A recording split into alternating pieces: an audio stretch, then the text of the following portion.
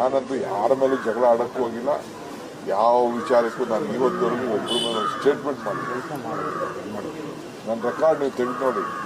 ವಿರೋಧ ಪಾರ್ಟಿಯವ್ರ ಮೇಲೆ ಅವ್ರೇನಾದ್ರು ಸ್ಟೇಟ್ಮೆಂಟ್ ಮಾಡಿದ್ರೆ ಅವ್ರು ಉತ್ತರ ಕೊಟ್ಟಿರ್ತೀನಿ ಹೊರತು ನಾನು ಯಾರ ಮೇಲೂ ನಾನು ಕೊಡೋಕ್ಕಿಲ್ಲ. ಯಾವ್ದಾದ್ರು ಒಬ್ಬರ ಮೇಲೆ ನಾನು ಹೋಗಿರೋದು ಯಾವ್ದಾದ್ರು ಒಂದು ತೋರಿಸಿ. ನನಗೆ ಎಷ್ಟು ಆಗ್ತಾ ಅಂತ ನಿಮ್ಗೆ ಗೊತ್ತಿದೆಯಾ? CMಗೂ ಅವ್ರಿಗೂ ಸಂಬಂಧನೇ ಇಲ್ಲ. ನಾನು ಅವನ ಅಪೆಕ್ಸ್ ಬ್ಯಾಂಕ್ ಅಧ್ಯಕ್ಷ ಮಾಡಿದ್ದೆ.